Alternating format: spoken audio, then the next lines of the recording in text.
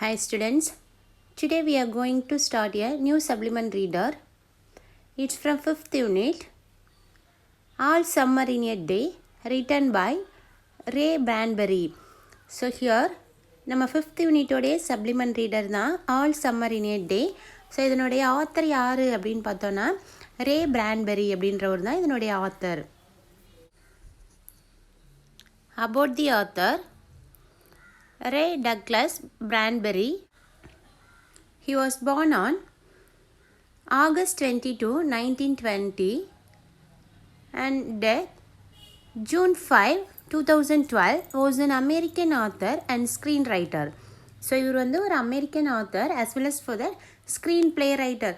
So இப்போ அந்த dialogues எல்லாம் எழுதுகிறாங்க இல்லையா ஃபில்ம் டெலிவிஷன்ஸ்க்கு, ஸோ அந்த மாதிரியும் இவர் எழுதியிருக்கிறாரு. He worked in a variety of genres including fantasy, scientific fiction, horror and fiction. So here இவருடைய ஒர்க் எல்லாமே டிஃப்ரெண்ட் வெரைட்டியாக இருந்திருக்குன்னு சொல்கிறாங்க. அதில் வந்து ஃபேண்டசியை பற்றி எழுதியிருக்கிறாரு, science fiction, horror and fiction. So இதை பற்றி எல்லாமே அவர் நிறையா எழுதியிருக்காரு. அதாவது அவருடைய ஒர்க்ஸ் எல்லாமே வெரைட்டியாக இருந்துச்சு.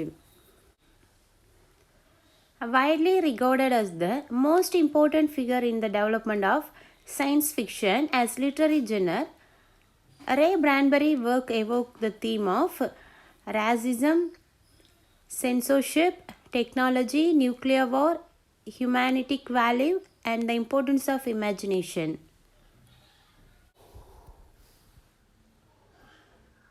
Students, here பிரான்பெரியோடைய ஒர்க்ஸ் எல்லாம் எப்படி இருந்துச்சு, என்ன மாதிரியான எண்ணங்களை தூண்டுற மாதிரி இருந்துச்சு அப்படின்னு சொல்கிறாங்க. ஸோ அதாவது இன ஒற்றுமை, டெக்னாலஜி ரிலேட்டடாக, நியூக்ளியர் வார், அதாவது ஹியூமன் வேல்யூஸ், அந்த ஹியூமனுடைய பண்புகள், அதுக்கப்புறம் இமேஜினேஷன், இம்பார்ட்டன்ஸ் ஆஃப் இமேஜினேஷன், அதாவது கற்பனையோடைய முக்கியத்துவம் என்ன அப்படின்ற மாதிரியான தாட் அந்த மாதிரி பீப்புள்ஸ்க்கு கொடுக்குற மாதிரி இருந்துச்சு இவருடைய ஒர்க்.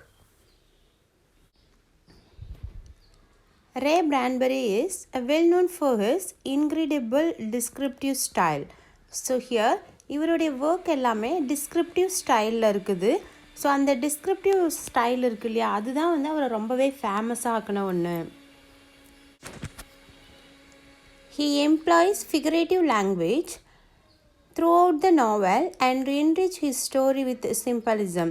So here இவருடைய ஒர்க்கில் வந்து ஃபிகரேட்டிவ் லாங்குவேஜஸ் வந்து நிறையா யூஸ் பண்ணியிருக்கிறாரு. அதாவது ஃபிகரேட்டிவ் லாங்குவேஜ்னால் இட்ஸ் நத்திங் பேட். ஸோ நம்ம சொல்கிறோம் இல்லையா literary device, face of speech, that's only. So here he used mostly similes, metaphor and personification.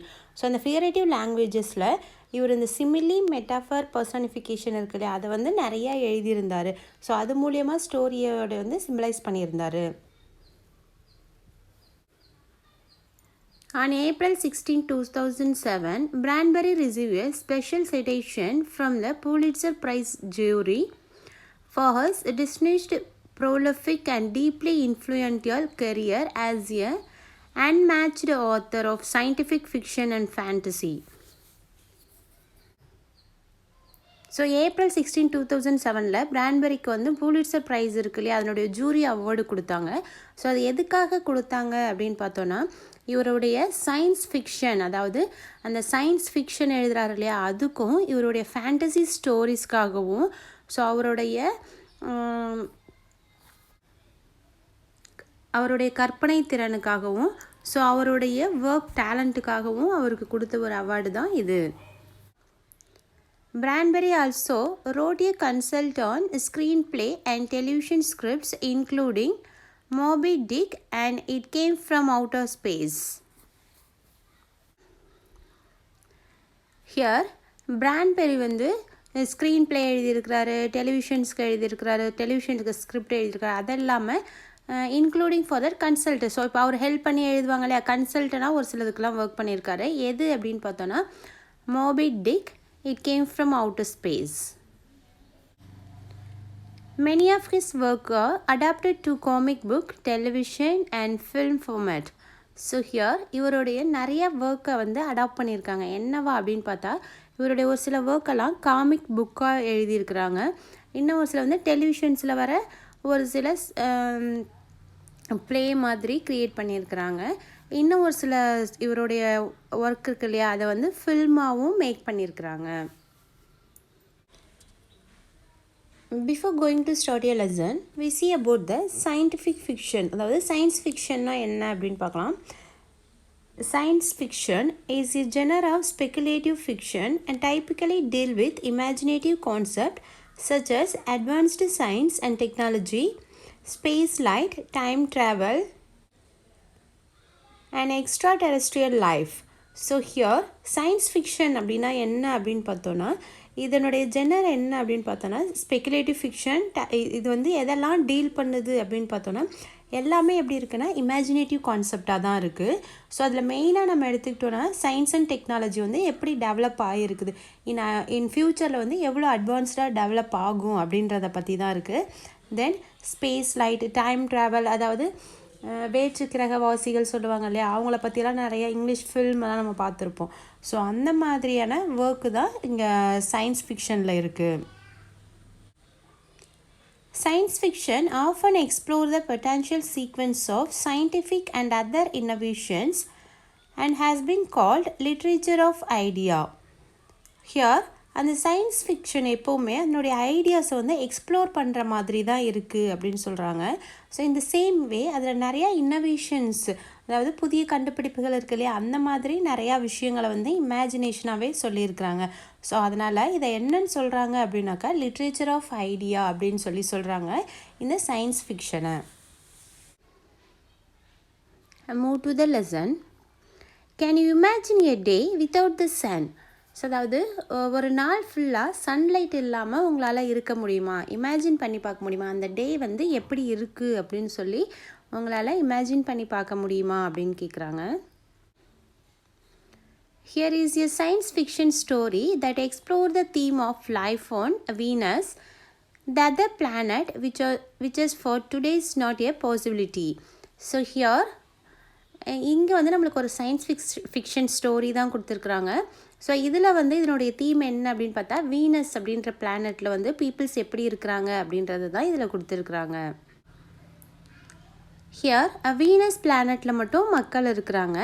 So அந்த வீனஸில் வந்து அவங்களுக்கு வாழறதுக்கு தேவையான எல்லாமே அங்கே இருக்குதா அப்படின்றதையும் அந்த மக்களுடைய கேரக்டர்ஸ், அப்பியரன்ஸ் அண்ட் ஃபர்தர் அவங்களுடைய மற்ற விஷயங்களை தான் நம்ம இங்கே பார்க்குறோம், அந்த பிளானட்டுடைய நேச்சர். ஸோ அந்த தான் வந்து நம்மளுக்கு இங்கே சயின்ஸ் ஃபிக்ஷனாக கொடுத்துருக்குறாங்க. So what was happen in that Venus planet, so அந்த பிளானட்டில் என்ன நடக்குது அப்படின்றது தான் நம்மளுக்கு story. Do the scientists really know? Will it happen today? Will it? So அதாவது இன்றைக்கி நடக்க போதா, இன்றைக்கி தானா, அந்த டே இன்றைக்கா அப்படின்னு சொல்லி எல்லாருமே ரொம்ப ஆச்சரியமாக இருக்காங்க. The children presses to each other like a so many roses, so many wedded, intermixed, peering out for look at the hidden sun. So here இங்கே இருக்க சில்ட்ரன்ஸ்லாம் என்ன பண்ணுறாங்கன்னா ஒருத்தவங்க வந்து பிடிச்சி தள்ளிக்கிட்டு போய்கிட்டு அப்படி இருக்கிறாங்க. ஸோ அவங்கெல்லாம் வந்து அந்த ரோசஸ் மாதிரி இருக்காங்க அப்படி சொல்கிறாங்க. ஸோ அதில் களை எடுப்பாங்க இல்லையா செடிகளில், அந்த மாதிரி அது பண்ணிகிட்டு இருக்கிறாங்க. It reigned. ஸோ அப்போ எப்படி இருக்குன்னா ரொம்ப மழை பெஞ்சிக்கிட்டே இருக்குது. ஹியர் கிளாஸ் ரூமில் ஸ்டூடெண்ட்ஸ் என்ன பண்ணுறாங்கன்னா ஒருத்தவங்களை வந்து புஷ் பண்ணிக்கிட்டு போகிறாங்க. It had been raining for 7 years, 1000 upon 1000 of days compounded and filled from the end of the other with rain, with the drum and gush of water, with the sweet crystal fall of showers and the concussion of storm, so heavy that they were tidal waves came over the island. For this planet, so இந்த planet Venus இருக்குது இல்லையா, இதில் வந்து so 7 இயர்ஸாக கண்டினியூஸாக it was raining. So அப்போ 7 இயர்ஸாக என்ன பண்ணுது, மழை பெஞ்சிக்கிட்டே இருக்குது அப்படின்னு சொல்கிறாங்க. அதாவது 1000 days, அதாவது ஆயிரக்கணக்கான நாட்களாக அந்த மழை வந்து நிற்காமல் கண்டினியூஸாக it was raining. So that அங்கே இருக்கிற ட்ரம்ஸு, அங்கே இருக்கிற பள்ளம் அப்படி இப்படி இருக்கும் இல்லையா, எல்லா இடமும் it was everywhere filled with water. So எல்லா இடமும் எப்படி இருக்குன்னா தண்ணியாக தான் இருக்குது. ஏன்னா 7 இயர்ஸாக கண்டினியூஸாக மழை பெஞ்சிட்ருக்கு. ஸோ அந்த மழை எப்படி இருக்குது அப்படின்னு சொல்கிறாங்க. ஸ்வீட் கிறிஸ்டல், ஸோ அந்த மழை துளி கீழே விழுது இல்லையா, ஸோ அந்த drops it was comparing to crystal. So அந்த கிறிஸ்டல் வந்து கீழே தெளிக்கிற மாதிரி இருக்குது, அதாவது அந்த ஷவர்லேருந்து கிறிஸ்டல் கொட்டுற மாதிரி இருக்குது அப்படின்னு சொல்லி அந்த மழை பெய்யுது இல்லையா, அதை வந்து இங்கே எக்ஸ்பிளைன் பண்ணுறாங்க. அண்ட் ஹெவி ஸ்டார்ம், ஸோ அந்த ஹெவி ஸ்டார்ம் புயல் இருக்கு இல்லையா, அந்த புயலெல்லாம் அடிக்குது. ஸோ அப்படி இருக்கும்போது அந்த சீ வாட்டர், அந்த வேவ்ஸுடைய ஸ்பீடு இன்க்ரீஸ் ஆகும். அப்படி இன்க்ரீஸ் ஆகும்போது அந்த சீ வாட்டர் என்ன ஆகிடுதுனாக்கா அந்த ஐலாண்டுக்குள்ளே வந்துடுது. So it was filled with water. A 1,000 forests had been crushed under the rain and grown up as 1,000 times to be crushed again.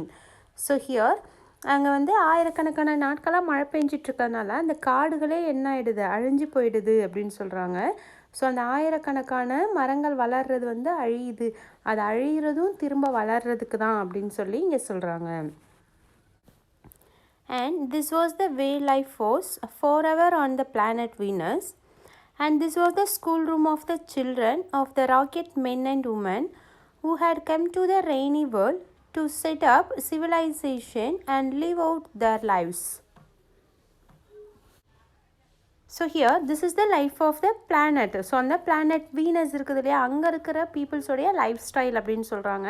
In the same way, so இந்த settings எங்கே அப்படின்னு பார்த்தாக்கா அந்த planet Venus இருக்குது இல்லையா, அங்கே இருக்கிற ஒரு ஸ்கூல் கிளாஸ் ரூமில் இருக்கிற செட்டிங்ஸ் தான் ஃபார் திஸ் ஸ்டோரி.